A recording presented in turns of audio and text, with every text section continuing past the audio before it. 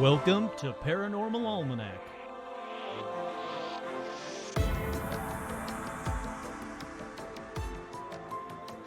With your host, Kurt Sandvig.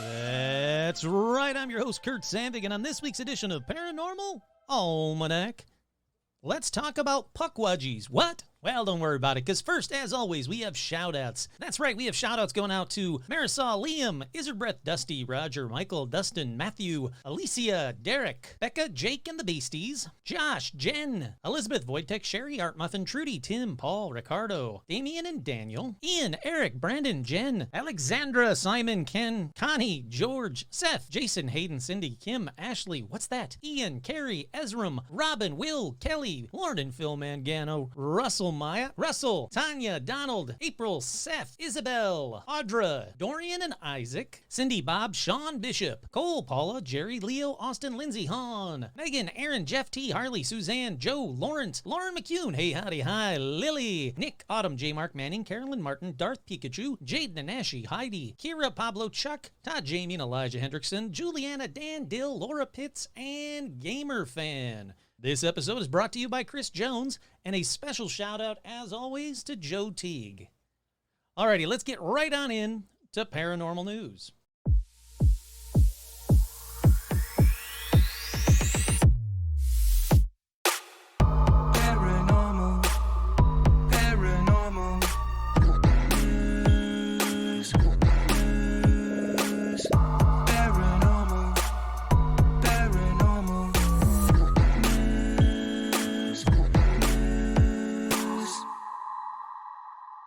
The first story in paranormal news. Oh, hi, Stitch. What's that? Yeah? Tell me more. The first story in paranormal news, they didn't make it up. Interview recording surfaces in Pascagoula alien abduction case. That's right. Talking again about the Pascagoula alien abduction case. They say he was genuinely scared. He was telling Charlie, don't talk to the deputies. They'll come back and get us. They didn't make it up. I can guarantee that. It's been 47 years since Calvin Parker and Charles Hickson contacted the Jackson County Sheriff's Office claiming they were abducted by aliens. Recently, a recording said to be made that night of what they told Sheriff Fred Diamond and Captain Glenn Ryder has surfaced. See, they say it was about the time of the coronavirus hit when he received 2 copies of the recording. This is Parker of Moss Point. I've been talking with him on the internet. He just showed up at my house. Parker explained the man who gave him copies of the recording was an officer with the Pascagoula Police Department on the night the abduction occurred, but does not want to be identified. Parker says the officer was involved because he fielded roughly 50 calls that night from people claiming to have seen something unusual in the sky. When I sat down and listened to it, it hit me how real all of this was. It kind of choked me up a little bit. I'd never heard it, not the full recording, just the piece where Charlie and I were locked in the room and they walked out. I was surprised they had the whole thing on tape. At the time, Parker said he didn't know there was a recorder in the room. I had no idea. Apparently, Charlie didn't either. They was all hid. The interview took place on October 11, 1973, after Parker and Hickson claimed they were abducted by aliens while fishing from the banks of the Pascagoula River. News of the event thrust the two into media spotlight and put the town of Pascagoula on the map. I've done this on an episode, so if it sounds familiar, that's why. If it doesn't sound familiar, go find the episode, and then it will sound familiar. So that's the first one. I'd like to hear it. I really would. I mean, it's great that it's out there, but let the rest of us hear it.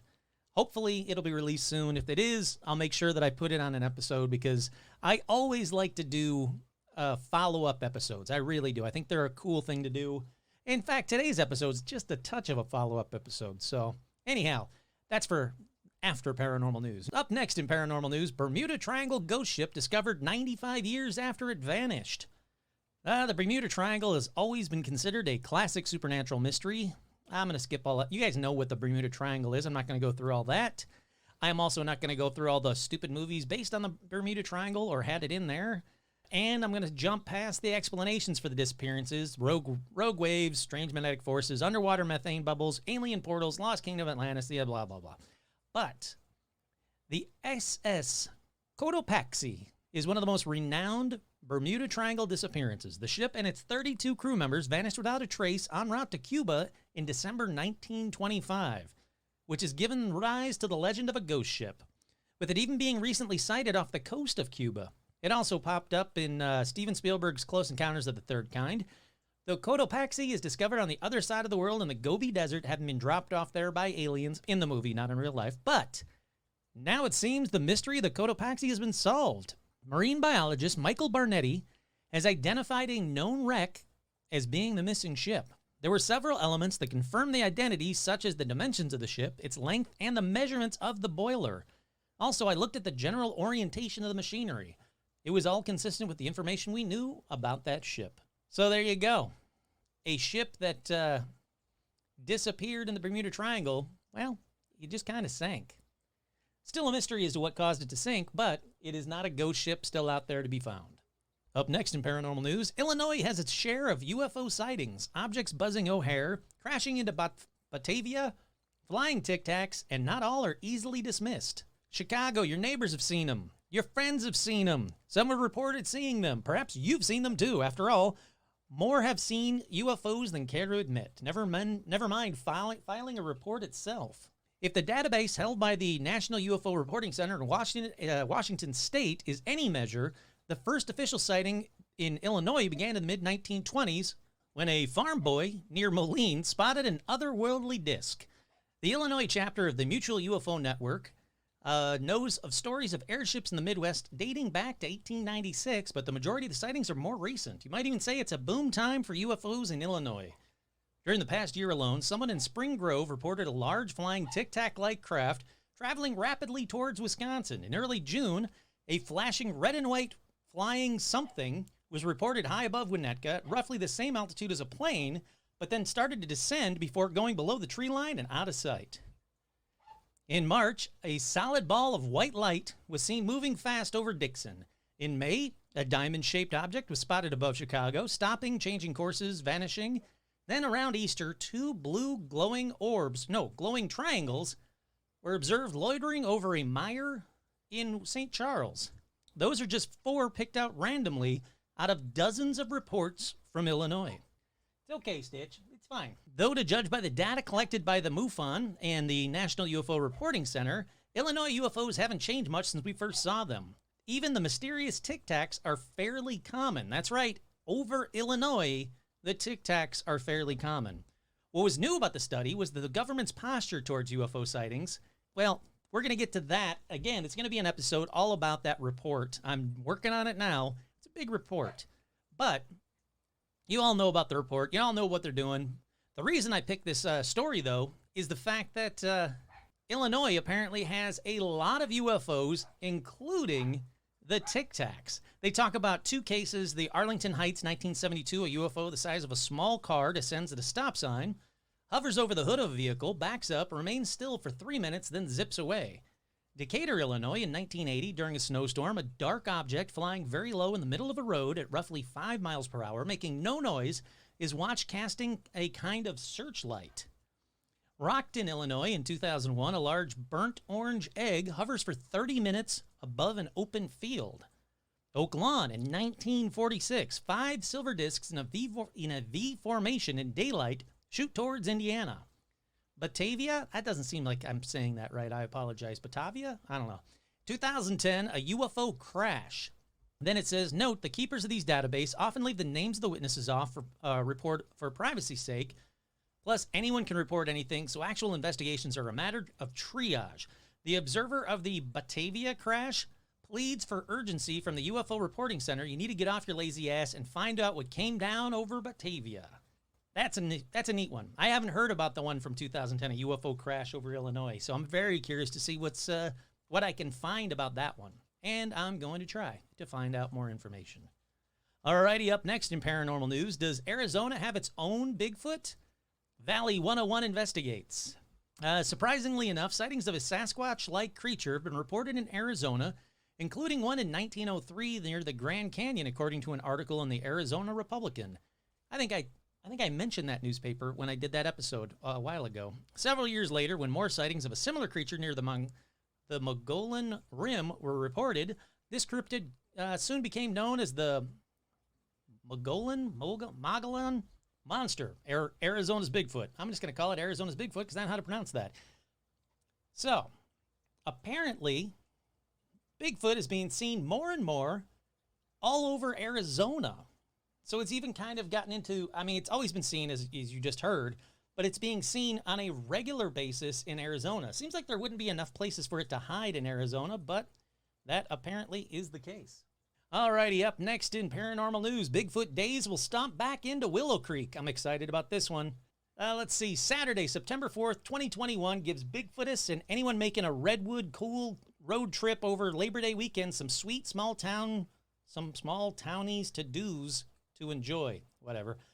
The already mentioned Bigfoot Calling Contest is on the lineup for Bigfoot Days, as well as a parade and an ice cream social. Horseshoes, softball, and pursuits of the youngsters are part of the event, which is marking 6 decades in 2021. If you've been intrigued by Humboldt County's most major and majorly hard-to-find resident, stopping by Willow Creek any of the time of the year is a must, but if you do it then, you're going to be part of Bigfoot Days. That's right, we're delighted to announce that 2021 Bigfoot Days is scheduled for Saturday, September 4th, 2021. This event means a lot to our community, brings in much revenue for local businesses and nonprofits. So if you're in or near Humboldt County or Willow Creek, it's the 60th annual Bigfoot Days celebration. Let's see, it was started by a small group of locals to celebrate the logging industry, become an exceptional fundraising opportunity. I would really like to go to this. I want to see if I can go to this. This seems freaking awesome. The Willow Creek China Flat Museum hosts an ice cream social after the parade. That sounds cool. All right, I want to go to that. So I got to reach out, see if I can do an episode from there. If I have the ability to do so, I will.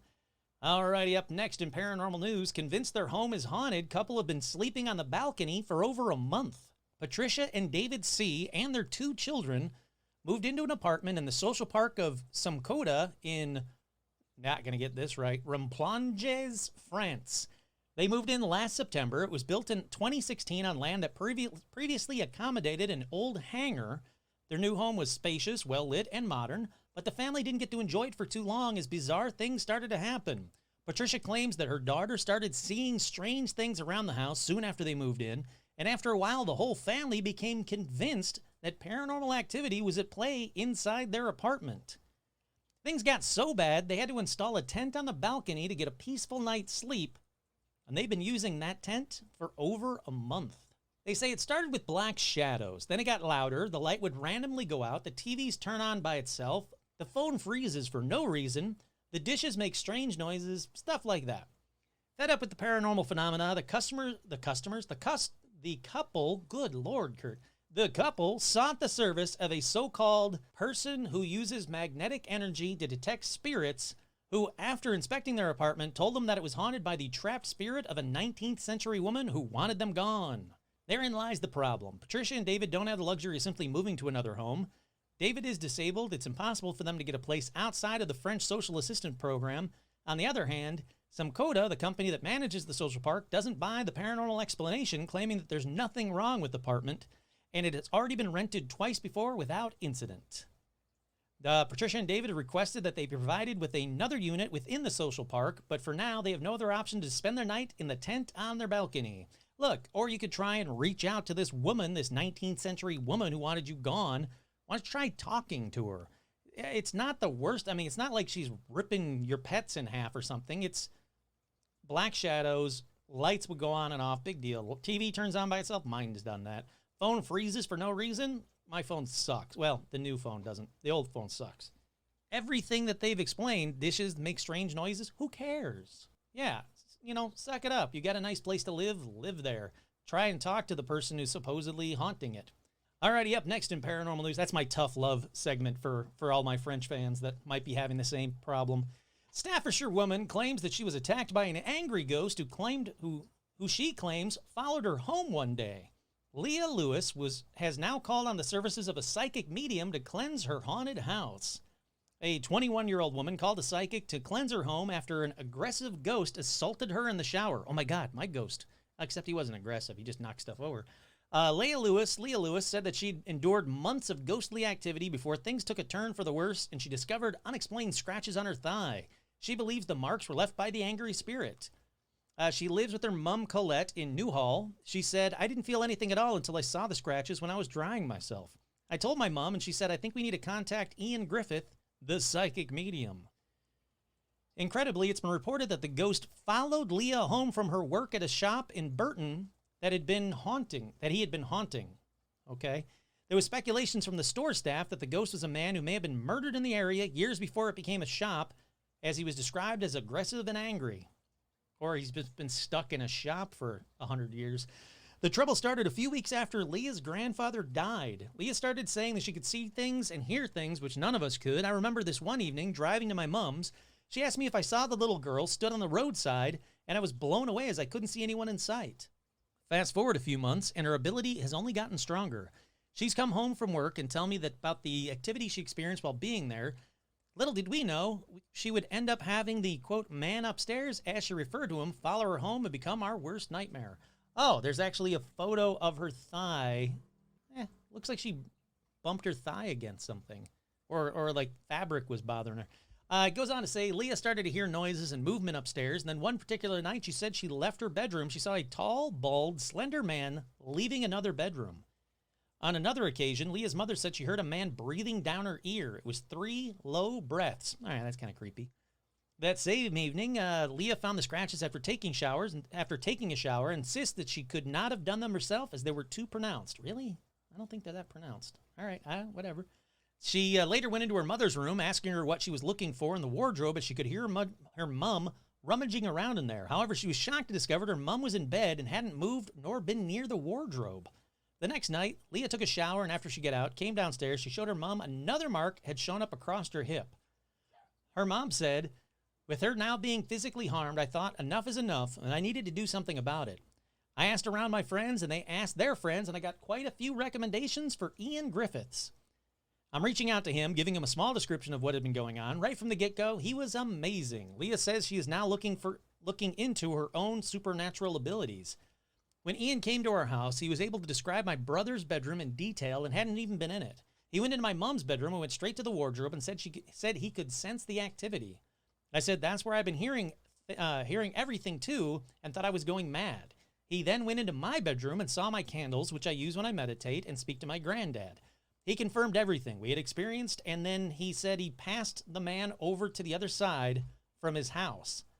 One day at around 6:40 p.m., I was leaving my house to go to the shop, and suddenly I felt really angry and felt like I needed to get out.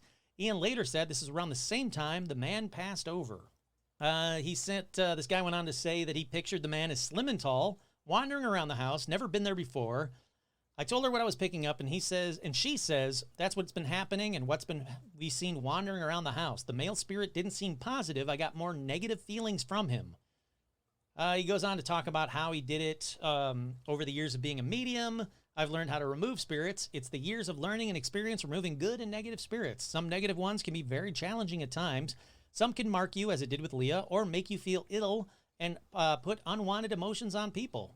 I've been affected by some negative ones, pushed, marked, and even nasty comments close to my ear or face. But in the end, it comes down to learning how to deal with each negative spirit that I've come across over the years. Well, good. It looks like he's gone. She won't get any more scratch marks on her. Good for her. Alrighty, almost to the end of paranormal news. 2 more stories. Up next in paranormal news, second possible Sasquatch sighting reported in Ashland County, Ohio. The 51-year-old Ashland County man freely professes an interest in the Sasquatch phenomenon, but with more than 2 decades of work in the law enforcement business, he also knows he saw something on June 9th that he can't quite explain.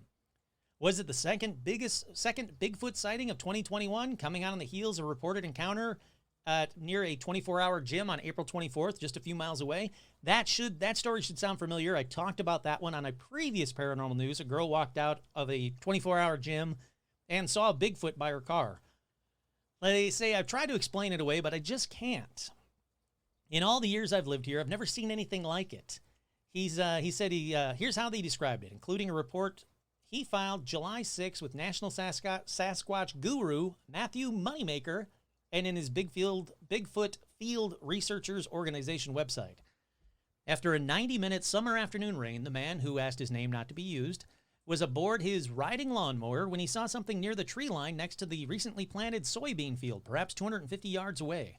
A large, all-black figure, walking upright, emerged from the tree line, walking diagonally in a northeast direction across the bean field, and then disappearing into another wooded area. Said he was stunned. He stopped his motor. He just watched it. He said he didn't have his phone on him. There was no way to record it. It'd been raining hard right before I mowed. I normally keep the phone in my pocket, but I didn't want to have it with me in case it started raining again. It happened so quickly, there would have been no way for me to get back into the house and grab it. I knew it would be gone. As the creature walked, the man drove his mower about 35 yards closer to the edge of the bean field, unable to get closer. At that point, the dark figure was just east of the trail cam, and I was hoping it would cross in front of the cam, but it stayed to the north of it. It was following a deer trail. The whole time I was thinking, no one's going to believe me. The man said the dark figure crossed the field in about 90 seconds without any trouble, disappearing into chest-high weeds and then into the tree lines. He watched for several minutes to see if the figure would re-emerge, but it never did. They did find deep depressions in the terrain. He pointed out someone could literally park a truck in one of them and would not be visible from his property. I also scanned the tree line for any vehicles that might be there for someone walking, but there weren't any. He said he thought it might be his neighbor checking the nearby trail cams, perhaps a mushroom hunter. But he checked with the neighbors, found out that wasn't the case. Who would have been out after that pouring rain, dressed all in black? He searched the field for footprints, but found none. He later found and photographed 2 large impressions close to a nearby creek that could be footprints, including toe indentations. Oh, he says it's just hard to tell. All right, that's cool. I mean, it seems kind of odd. If it was raining that heavily, as he said it was, why wouldn't there be footprints everywhere? I don't get that. Oh, actually, this last story is actually a duplicate, so that's it for paranormal news. Before we go to break, just to let you guys know, there are going to be 2 live shows this week. One tomorrow, that's Thursday, July 22nd at 7 p.m. Pacific Standard Time. You can find that on twitch.tv under Paranormal Almanac. You can go to Facebook and watch it there, Paranormal Almanac. Check in. It's the first live show I've done since I've gotten a new phone. Hopefully all that crap is all taken care of. I can actually get some callers again and actually have some fun again. And I'm happy to do another one of these. I had so much fun with the last one. This is the 2nd annual Summerween. My friend Caitlin's birthday weekend. Her request was to do another live Paranormal Almanac episode. We did one last year. It was a blast. She wants people to call in for her birthday. All she wants is people to call in with their personal paranormal stories. Can't wait for that one, too. So that's going to be Sunday, 6 p.m., I believe. You can check it on the Facebook page, 6 p.m. Pacific time, again on Facebook, and also on Twitch, twitch.tv. Alrighty, let's take a quick break. We'll be right back with more Paranormal Almanac.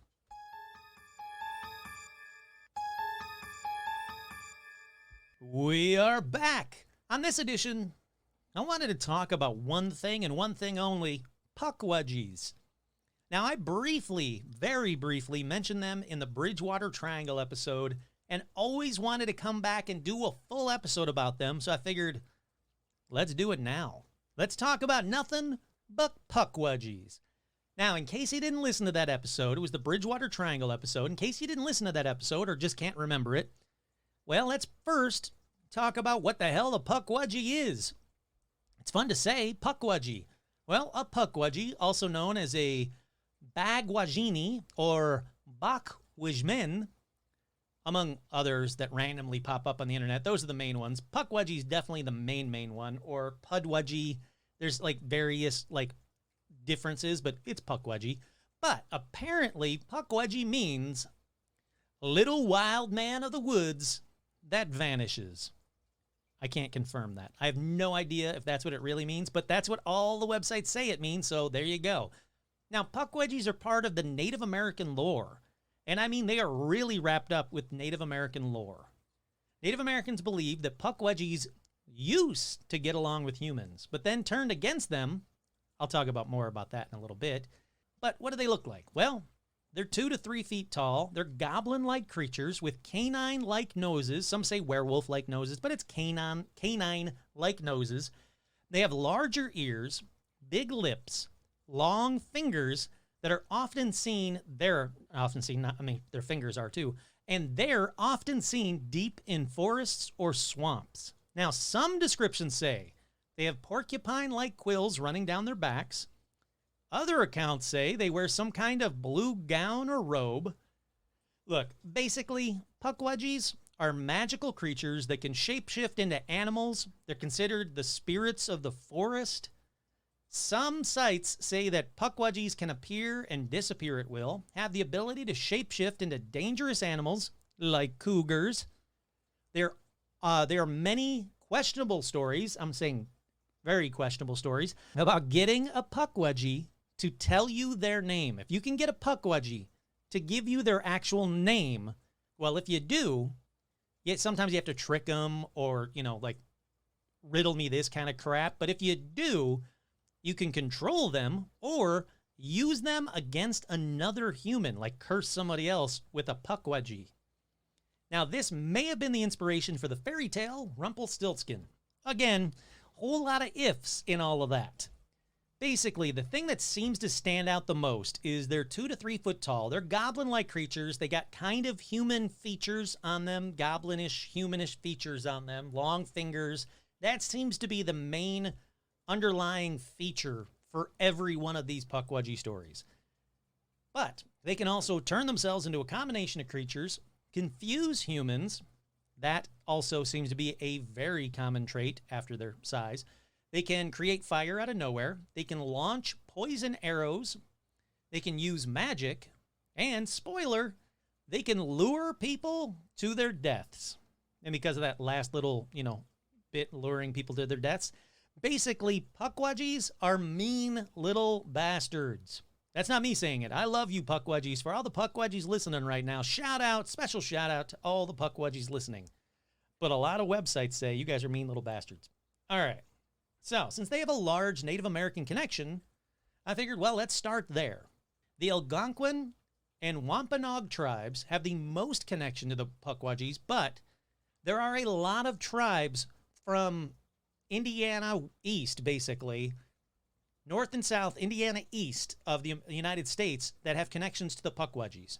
They say that they're capable of both good and evil, but unfortunately, mostly evil now. Now, the Native Americans from the Great Lakes region, all the way to Maine, spoke of the Pukwudgies and how they came to be. They said they believed they were in creation. There was a creation giant named Mouseshop. Mouseshop. I think it's Mouseshop, who is a large, hairy creature. Now, he came from Cape Cod, and he lived there before the Wampanoag, basically before humans. Now, Mouseshop was so large that his diet consisted mainly of whales. To catch them, he threw boulders into the water to make stepping stones. During a celebration, he emptied his pipe ashes into the ocean, and those pipe ashes became Nantucket. Why the hell am I talking about this ginormous creature? Stick with me for a minute. So Mouseshop was seen as the provider for the Wampanoag Indians. They came into the land, they came over to Cape Cod, Maine area, and Mouseshop was like this big creature dude that was just like, hey, yeah, I can teach you guys anything. I can show you how to fish, I can show you how to hunt, whatever you guys need. Want to make fire? Here's how you do it. So the Wampanoag apparently became a little too reliant on him, so he left so they could learn how to survive on their own. He was responsible for creating much of the land the tribe called home, and Mouseshop and his wife, Granny Squannet, that's right, Granny Squannet, they were so loved and revered by the tribe that the tribe would actually lavish them both with affection and respect. Okay, now enter the Pukwudgies. So, Pukwudgies are all just kind of hanging out. They're tiny little creatures. They're seeing, like, how awesome the Wampanoag are with Mouseshop and how much, like, the Wampanoags love Mouseshop, basically. So they were like, well, we want some of that kind of Wampanoag love.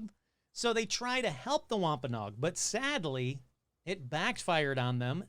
And the Wampanoag are like, you know what, little guys, we don't need your help. We got Mouseshop. He's way cool and all. We're just going to hang out with him. You guys just kind of run along now. And they sat back into the woods, and they were watching how much the Wampanoags absolutely loved Mouseshop and Granny Squannet. And they became more and more and more jealous of these people. So they decided, you know what, Wampanoag, we're not going to try and help you anymore. Instead, we're going to hurt you, or at the very least, annoy the shit out of you. And things soon escalated. So the tribe's like, hey, Mouseshop, these little fuckers, can you get rid of them? So he said, yeah, you know what? I don't like these little guys either. So he scooped up the little guys, shook them senselessly like dice, and then just kind of tossed them all around New England, killing many of them in the process. Sorry. I should have gave you guys a warning that, you know, Pukwudgies were killed in the telling of this story. So a lot of Pukwudgies are killed. This didn't sit well with the surviving Pukwudgies who were like, what the crap? So they started out an all-out revenge war with the humans and Mouse Shop. Now, legends say that the Pukwudgies set fire to the Wampanoag homes. They kidnapped their children, luring many, many Native Americans to their deaths in the woods. Now, they were hunted by Mouse Shop's family, but the Pukwudgies were ready this time and killed his 5 sons with arrows. Then they, you know, scattered off and deep into the woods because they wanted Mouse Shop's power to fade. That's right. They actually hung out deep in the woods for this godlike creature to become lore and just kind of fade off into the, you know, memories, if you will. And what did they do in the meantime? Well, any time a Native American or settlers by this point would come across a Pukwudgie deep in those woods and swamps, well, they'd kill those random humans any chance they got. They were still mad at the humans. All right. It's a great story. It's a very cool tale, but is any of it true?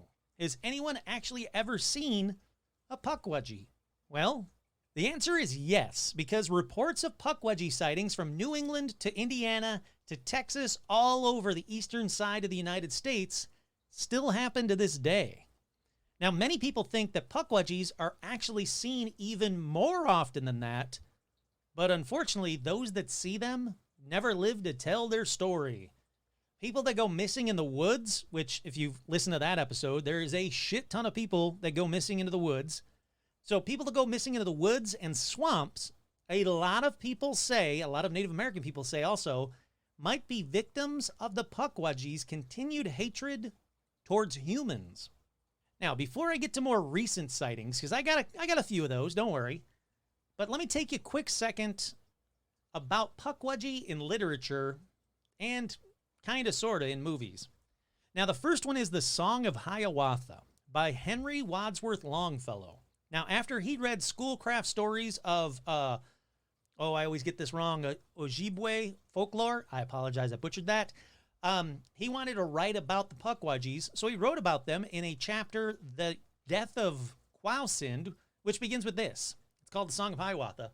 Far and high, nope, already fucked it up. Way to go, Kurt, take 2. Far and wide among the nations, spread the name and fame of Quausind. No man dared to strive with Quausind, no man could compete with Quausind, but the mischievous Pukwudgies. They, the envious little people, they, the fairies and the pygmies, plotted and conspired against him. Yep, that seems about right. Pukwudgies hate people. They're little. They're sometimes called fairies or pygmies. Sure, why not? All right. So now the next time that they're really talked about, Pukwudgies that is, are really talked about, is in the Harry Potter universe. That's right. Pukwudgies are mentioned in Pottermore and Wizards Unite. Look, they're another creature in Harry Potter's universe. The Potterverse, if you will. See, I told you that was a real quick literature detour. Now on to the sightings. Now, the first one is from September 2020, but I gotta be honest, even though it said it's a Pukwudgie sighting or story about Pukwudgies, I'm not exactly convinced this is a Pukwudgie. I personally think it might be a Bigfoot who look very differently from Pukwudgie, if you haven't guessed already.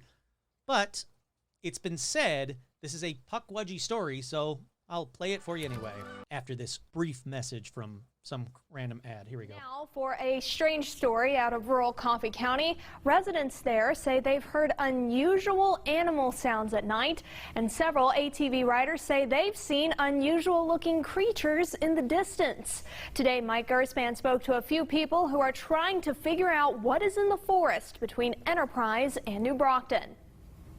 I can just say this, something's going on in the woods. Something's going on. That's right. Timbuktu.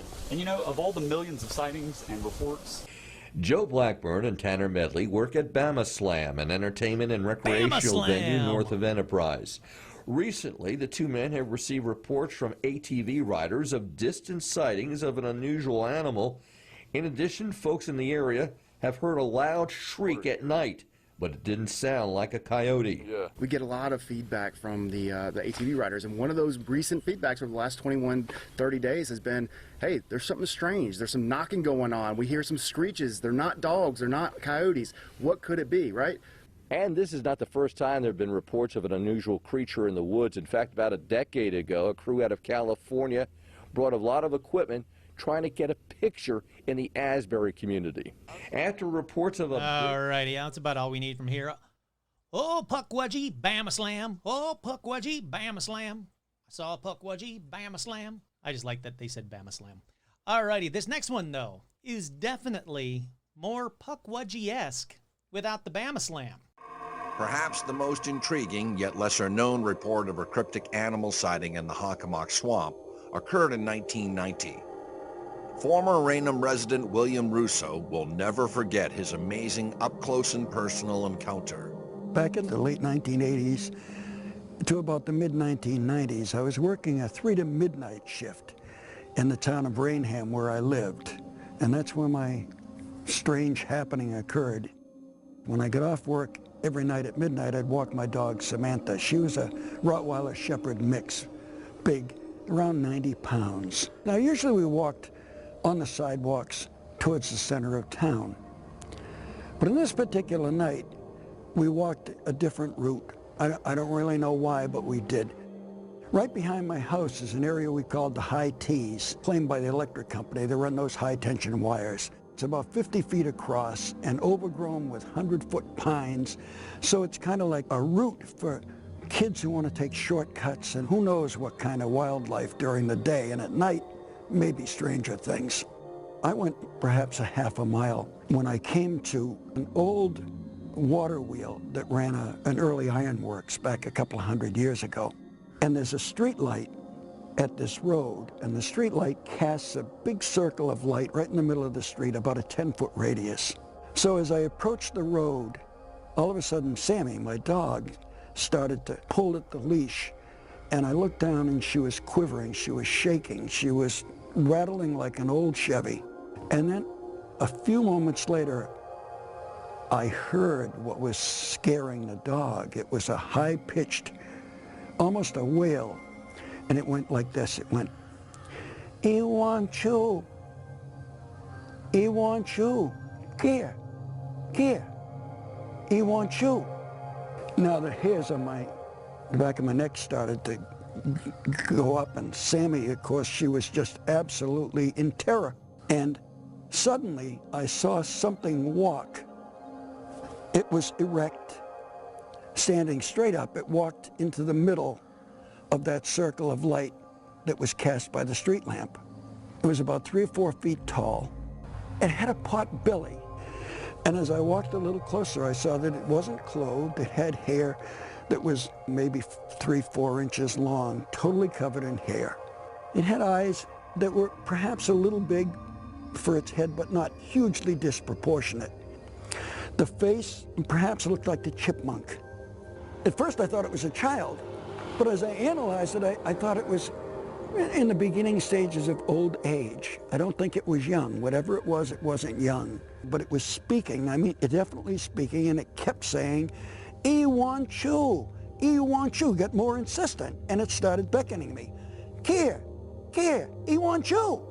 It wasn't threatening me, but what was weird, it wasn't advancing to me. It didn't come near me. It wanted to get me in its space. This is what I felt like.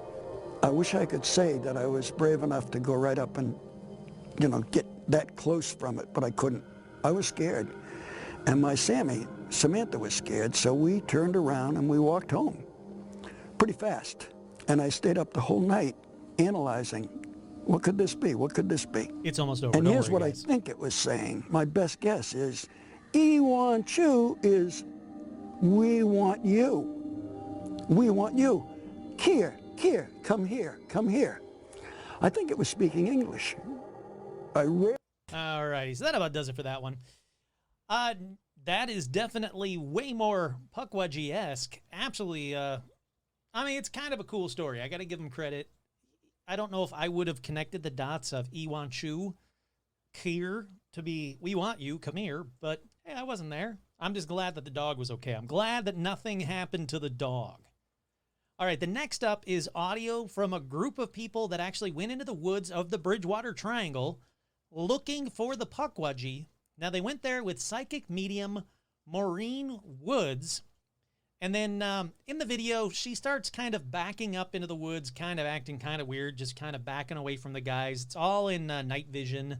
And then she basically kind of just goes ape shit, and one of the team kind of tackles her.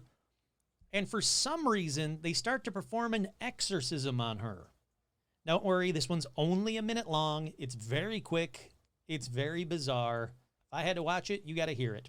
Let's see. Maureen. There we go. There's Maureen. She's staring at the guy. She's not acting quite right, though. Watch her going back too far. Maureen. Come on, Maureen, fight him. Oh, now she's acting weird. She's backing up like crazy. Don't let her go back too far, Ron. Don't let her get near the water. Yeah. No, Maureen. Maureen. Here comes the tackle, and Maureen goes down. Look holy water. Maureen. That's Maureen. Leave this boy!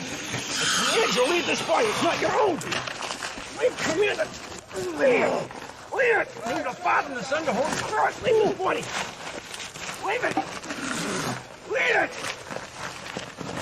Oh! Push him out!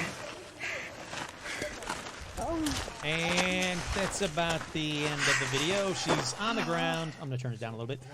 She's on the ground. She's recovering. She's good. Maureen's fine. No Maureen's were hurt in the making of this video.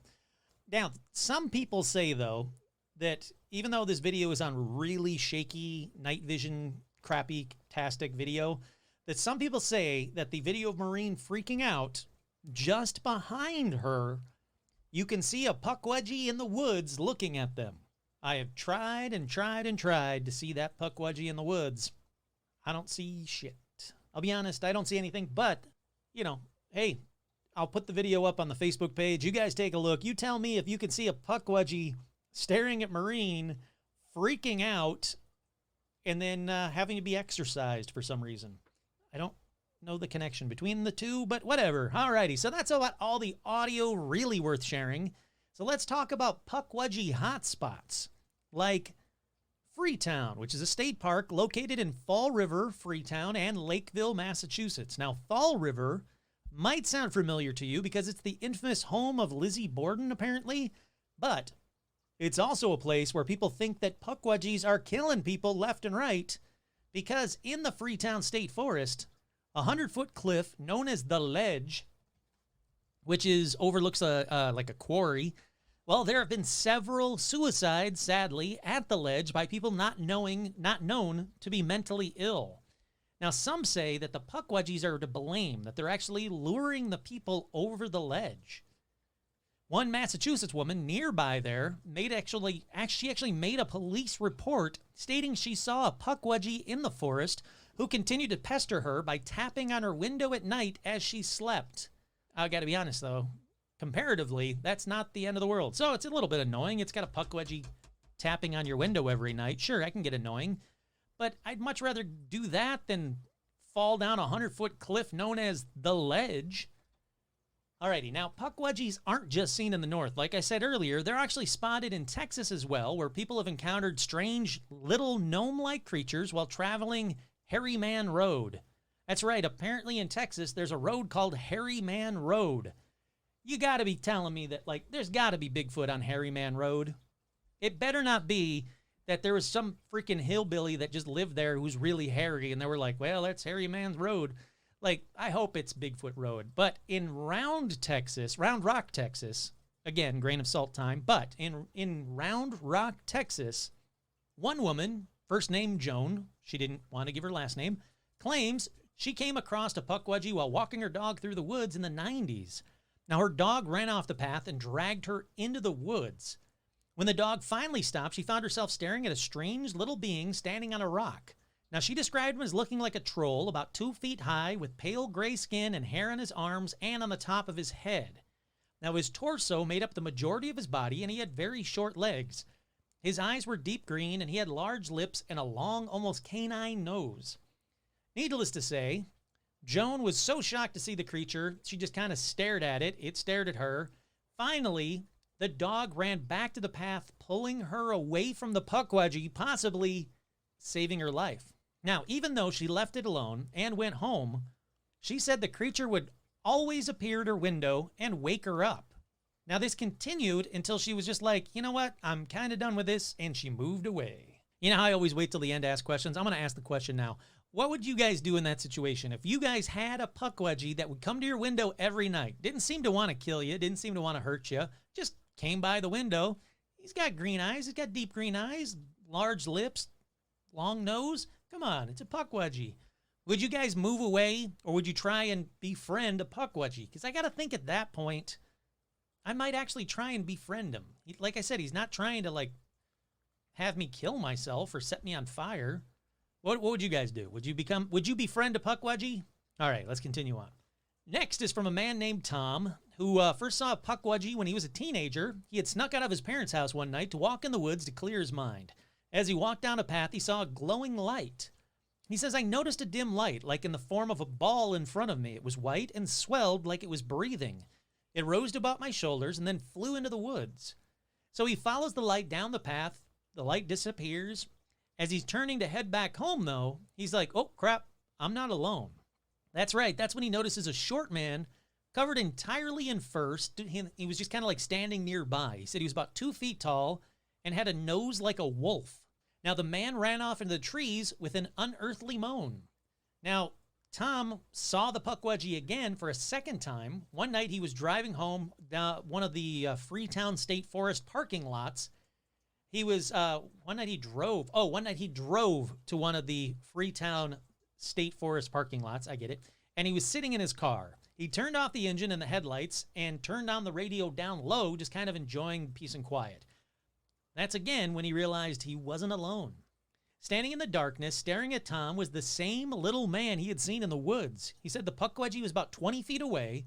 He could see its eyes glowing red in the night. Abruptly, the engine of Tom's car started on its own, the radio blasting crazy loud music. Freaked out Tom, so he just drove home. He said that was the last time he saw a Pukwudgie. Let's see, there's a Mounds State Park in Anderson, Indiana. That's another place where Pukwudgies are said to be active, but I'll be honest, there's no real good sighting stories that come from that location that I could find. It was always just the same. Yeah, I saw a Pukwudgie. All right, how about a little bit more information? How about a little more detail? If you guys, hey listeners, if you guys ever see a cryptid, don't just go, oh yeah, I saw a Mothman. No. Where? When?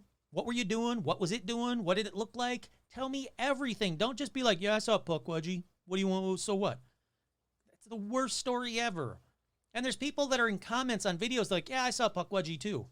Really? How? Where? What? What happened, you jackasses? Let's see. Let's continue on with author and amateur archaeologist Paul Starsman. He claims to have encountered the Pukwudgies a bunch of times. This dude, he loves his Pukwudgies, and they apparently love him. So he just wrote a book about him called The Pukwudgies of Indiana. I'll be honest, I've not read it yet. His first encounter was in 1927 when he was only 10 years old. Jesus Christ, how old is this guy? Is this guy still alive? He says that he was hiking alone on a trail in the park. He suddenly saw a little man half his size. The little man had dull blonde hair that covered his head like a helmet, which left his round ears to protrude. That's a very different description from the rest of the descriptions of Pukwudgies. He also interviewed Eloise H. He said that he interviewed her while she was living at a nursing home in Anderson, Indiana. She remembers playing alone in the park and she said she was approached by a group of, quote, little people who seemed curious about her and what she was doing. She said they had high-pitched voices and spoke a language she could not understand. She experienced this again when she was older, hiding alone nearby the woods. When she was older, hiding alone nearby the woods. Oh, okay.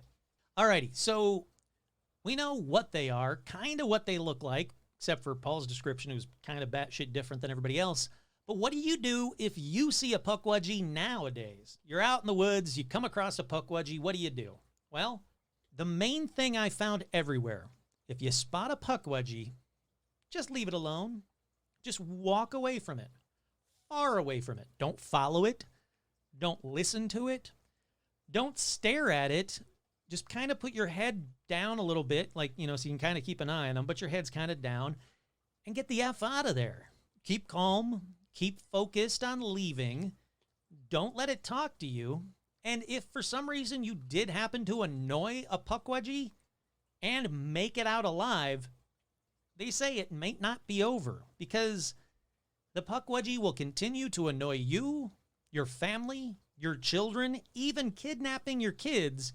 Basically, they'll just drive you insane, or to commit suicide, or apparently to just move away. If it keeps, tapping at your window, you just go, come on, and then you just move away. Alrighty, that being said, though, there are different regions that have different views on pukwudgies. It seems to me, from what I could find out, that the Great Lake tribes believe that the pukwudgies are mischievous, but essentially they're harmless. But the Northeast Algonquin tribes believe that the pukwudgies will become violent if they're disrespected. Yet, they're fine if they're left alone. Now, there's other tribes that say, nope, you see a pukwudgie, you're screwed. And sometimes you won't even spot one. You'll just hear it or smell it. Yep, that's right. It seems that the pukwudgies have a recognizable sweet floral scent. Although, Kurt here, if you're walking through the woods, it might just be the floral trees and the flowers and basically the nature shit that you're smelling, and not a pukwudgie you just happen to not see. But I guess to be safe, if you really, really smell a strong floral scent, you look around you, you're not in a field of poppies or everything, there's nothing around you that could be causing that crazy strong floral scent, maybe just to be safe, leave as quick as possible. Put on your Facebook Live if you've got signal, and keep sweeping around you, because you never know. You might get a pukwudgie on camera that's way better than the one that the crazy exorcist psychic lady was behind her. So there you have it. That's what you do if you come across a pukwudgie. Is it great advice? No, it's advice, sure. It's not great advice. I really don't know. How do I annoy a pukwudgie? How do I piss off a pukwudgie? What am I doing that's going to, maybe me just being there in the woods is enough annoyance to a pukwudgie, and then I got this thing out there after me, trying to annoy me, my family, my dog, whatever. I do know that I wouldn't follow it, Ichawu or whatever the crap that dude was saying. I wouldn't follow it. I wouldn't, he wants me to come here. Oh, what's that? You want me to come here? All right, I'll come over here. Well, you crazy looking little guy, I'll come over by you. I don't think I would do that. I don't know what I would gain from following a pukwudgie into the woods or swamps. It seems like there's a lot to lose. Seems like there's only pretty much stuff to lose. I don't want to go disappearing in some woods just because some pukwudgie kind of sort of said, we want you, but was actually saying, don't come near me, you disrespectful human, and how dare you call us annoying when you're the annoying humans? I don't know, man. All I'm saying is, pukwudgie, fun to say, apparently not so fun to see. So there you have it. That is a full episode on one thing and one thing alone, the pukwudgies. Hope you guys like this one. I like doing the single item episodes. Not like the list episodes. I like doing one thing. You know what you're getting on this episode. When you see this pop up on however you get your podcast, you're going, pukwudgie, huh? All right, I guess Kurt's talking about pukwudgies, and not just shit that you can annoy in the woods. Oh, wow. I wonder what that's going to be about. There's going to be a lot of shit that I can annoy in the woods? Nope. Not on this episode. Just the one. Unless you, again, run into that Maureen lady that apparently, she'll annoy the shit out of you. All righty, there you have it. I hope you guys enjoyed this one. Once again, I didn't ask any other questions. What's scarier to you? A pukwudgie or that psychic Marine freaking out in the woods? Marine Woods? Is that her name? Marine Woods freaking out in the woods? I think that was her name. That's weird. What's scary to you? I'm going to go with Marine. Alrighty, once again, I'm your host, Kurt Sandvik, and this has been another edition of Paranormal Almanac.